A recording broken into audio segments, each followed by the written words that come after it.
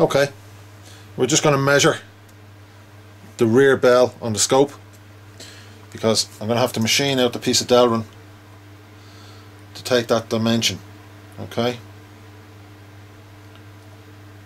now it's 43.82 millimeters. I don't know if you can see that on the screen. Yeah, there you go. So I'm going to machine out, just give us over a piece of that delrin there. I have some delrin here. Okay, now basically this delrin, the inside hole works out perfectly for the camera. The camera fits into it just lovely. I'll just get this camera here now and I'll show you. So the camera is a nice little fit in there. Okay, and that's where she's going to sit. Okay, so what we need to do, I need to machine out the other end of this to 43.82 millimeters so that it will slide on over the rear end of the scope. Before I do that, I will need to use the camera. We're going to temporarily set the camera up, and I have to work out where the camera needs to sit so that I get a clear picture of the crosshair inside the camera on the screen. So we're going to do that in a couple of minutes. I'm still waiting on the Araldite just to set. Once that's done, I'll take the screen and we'll mount it up on the scope mount, and then we'll show you how it's done. Our little piece of Araldite here has set nicely. So now, just to show how this mounts up, it's actually quite handy. Just unscrew this, locks in, and just lock it up, and you can adjust it down to suit whatever way you want. Okay, now what we have is, we have our power supply. I have a lead here. I'll just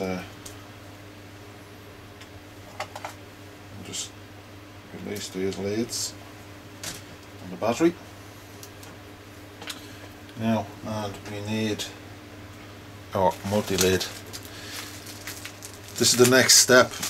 Before we machine the delrin, we need to know, sorry, one second, I got this lead. We need to know how far back the camera is going to have to mount. So this is only a temporary setup. As you can see, these leads, there's way too many leads on it. You only need 2, 3 at the most. Do you know what I mean? So there's a whole section of these here that are going to have to be redundant. But anyway, that's neither here nor there. At the moment, we have our battery pack. Okay, turn on our battery pack. We run our power into our connector here for the leads. Okay, now this one goes into the camera, or into the screen I should say, and then this one here we plug into the camera. Now what we have is, we have the camera rigged up and we have the screen rigged up. Next thing we do is our BNC adapter into the yellow video lead. And now that we have that set up, we now have picture on the screen. We'll just come around and show you that now. Now I don't know if you can see the screen there, but we can see via the camera. I'll just swing it around here. You can see the tripod there. There's the video camera upside down. You can turn this around and get everything upright. There's Truckster in the background there, doing a bit of videoing. And what we need to do is, we need to see how far away from the back of the scope we need to be to see that crosshair. Now it's obviously, this is an infrared light, so we need to come in until we have nice, we're not centered here, but that's we're pretty good at that actually. See the crosshair, I'm getting a lot of bleed in from the external lights here, but I've got a pretty good view of the crosshair at that. Can you see that on the screen? Okay, so what we'll do now is I'm going to measure. First thing we're going to do, we're going to remove this cap, obviously, because the delrin sleeve is going to fit on over that. Okay, now just need to get a measuring rule here. I have a steel rule on the bench.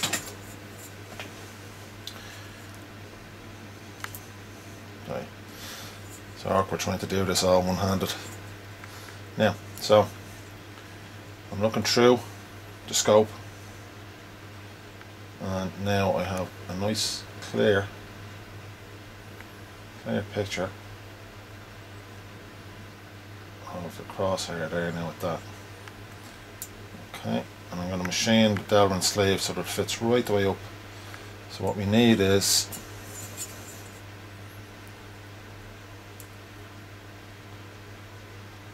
11.5 centimeters of a sleeve. Okay, and that 11.5 centimeters measures from here to here. I'm going to push the sleeve onto here. That's how it's going to be secured. So I'll have to machine back the diameter this much to allow that to sleeve on, and then the other piece stays on the back. So we'll go ahead and we'll do that, and then we'll come back to you and let you see the result. We'll show you a bit of the machining on the delrin. Okay, what we're just going to do now with the lathe, we're going to cut this to length, machine it back. I have a mark here, as you can see on it. That's 11.5 centimeters from the back of the piece here. So what I'm going to do is I'm going to cut it a little bit long, and then I'm going to machine it off with a face-off tool and get a nice square face to it. So I'm just going to turn the machine on here now, and we'll use the parting tool.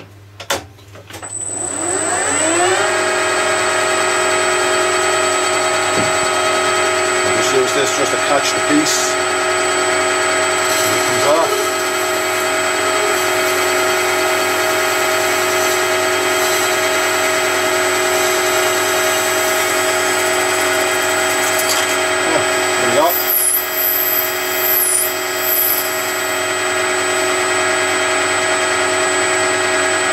So that's that parted off. One thing about delrin, never ever ever grab this stuff when that machine is running. It will tie up in your fingers and it will cut your fingers clean off. Very, very dangerous, delrin, or any nylon is the same. So now what we have is, we're down here now to the size.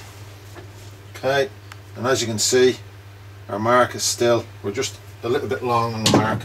So what I'm going to do is I'm going to change out this tool, and we will put on cutting tool, and I'll just face it off now. Just change the angle of the cut here. So what we'll do is we'll face it off to exactly on this mark. Just bear with me for a minute.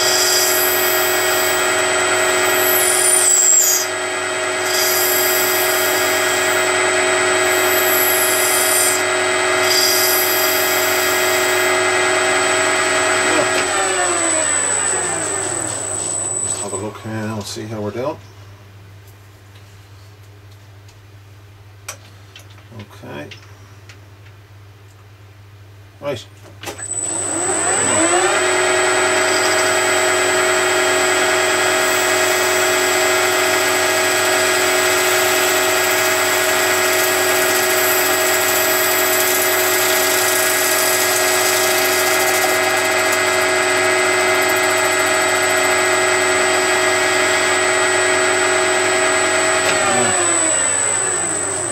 Stop.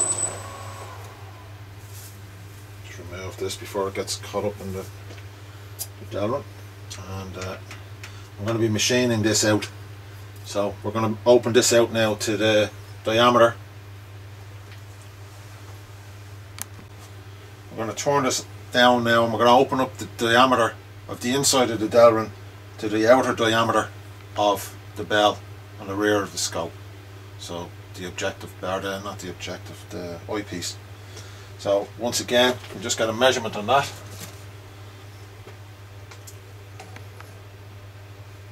Okay, our measurement is 40 43.82 millimeters. Okay, we've just measured the internal diameter here, and the internal diameter of this is 28.69 millimeters. We need to open it out so that it'll fit over the rear bell on the scope to 43.81, which means we need to take 15.12 millimeters off the actual diameter here. We need to cut it out. It's going to be very, very thin on the outside here. So I've touched off on the inside, and I have set the dials here to 0. Okay, so what we'll do is we'll start off, we're not going to go overly heavy, we'll do a 2mm cut. So we're up to 2 millimeters there. Okay, run the machine in reverse, and I'll manually feed it.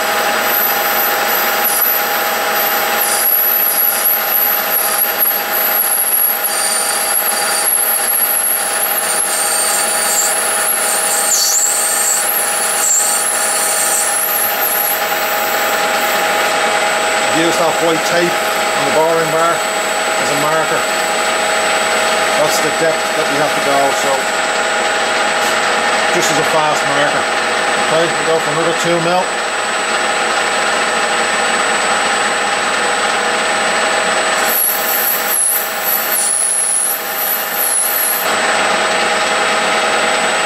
Another 2, 6mm in total so far.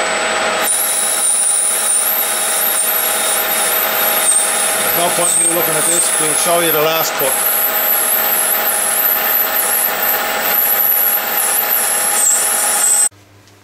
Okay, this is our final cut. We're coming now to take 15.12, so it's a 0.12 of a mil cut. It'll be a very fine cut, and I'm going to use the auto feed on this so that the machine will cut a nice smooth cut.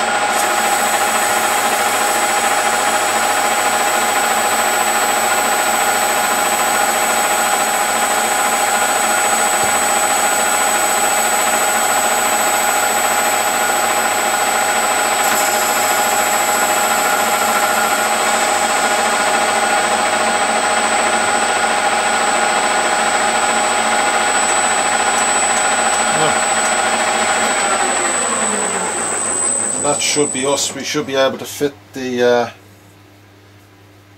now straight onto the back of the scope, hopefully. There is an issue with delrin sometimes where when you get this thin that it will flex on the cut and it doesn't give you a true cut. So hopefully we left the final cut there small enough. I'm just going to go in and clean up the insides. Okay, so we've machined our delrin piece. Okay, we've opened one end of it to fit over the bell here, okay, and I machined it in such a way that it would only reach up to the IR or the illuminator on the crosshair, so it fits on nice and snug. It's a nice tight fit. Okay, then we have our camera. Like I said, we're just lucky with the delrin that I had. The camera fits nice and snug in there. Okay, and as you can see, we have a crosshair. Not in focus at the moment, but as we zoom up on it, you can see now that the crosshair is pretty well in focus. I'll be able to focus that on the ocular eyepiece later on. So what I'm going to do now, I'm going to fix the camera into the delrin. Okay, we'll tape the whole thing up, and I'm going to tape the cable as a reference point, like I did on the other one. I'm going to tape that all the way along the top, so that when I put the camera on and I fit it with the cable in the middle of the top of the scope, then I know that it's pretty much square. It's a very small minor adjustment then to square it up once it's done. We'll do that and I'll come back to you and show you that now. Okay, final product. We have our camera taped into the delrin sleeve. Delrin sleeve is run all the way home. It's right the way up. You can see the tape with the cable running along the center line. Okay, that is connected up to a battery pack which we have in there. Can you just open that zip? Just show out the battery pack. There's the battery pack. Okay, and there's a little switch on the battery pack. So the cable runs in underneath the cheek pad, okay, and then that sits in there. It feeds power to the camera, which is looking through the scope and giving a really, really clear picture of that crosshair. Now we've just tried it. We have the T67 mounted onto the barrel. I know it's a lot of guys are going to be frowning about that, but it actually doesn't affect it in any way, shape or form. The T67, which is quite a big torch, we'd have to been looking across the road here at a house. It's about 70 meters away. We're going to go back up and see if we can do it again and see if we can pick it up. It's not the darkest out there at the moment, but you will be very, very surprised at the detail that we can pick up at that kind of distance. However, at the minute, that is our setup. You're looking at under €150 for the whole thing. You can make it in the time that this video was run, not much longer than that. And your nearest rival to it, I think, is the Night Sight, and they're running at about €850 if you can get them. One thing I would say, this is only for demonstration purposes. This is not something that you can use. You need to have permission from your superintendent to use night vision equipment on a rifle for hunting or any other purpose, and it is purely going to be used for vermin shooting. So I'm going to show you this. We'll set the camera off and we'll go up and see how we do looking across the road at the roof and see if we can get it on video. Right, I am now looking at the roof that the IR is on. Okay, now obviously it can't be seen on standard vision. I'm going to try night shot and see if I can pick it up. Oh yeah, there's the, there it is there. It's not bad. Huh. T67. I'm on night shot. Okay, so now I am looking at that with the IR on my video camera. Okay, I'm now going to turn back to daytime viewing, and as you can see, you can't see the light. However, when you look through the night sight that we just built, there's what we've got on the screen, and I have to say it is very, very impressive. You can see every single detail on that roof. That's the chimney pot. That chimney pot ranged from this point is 72 yards.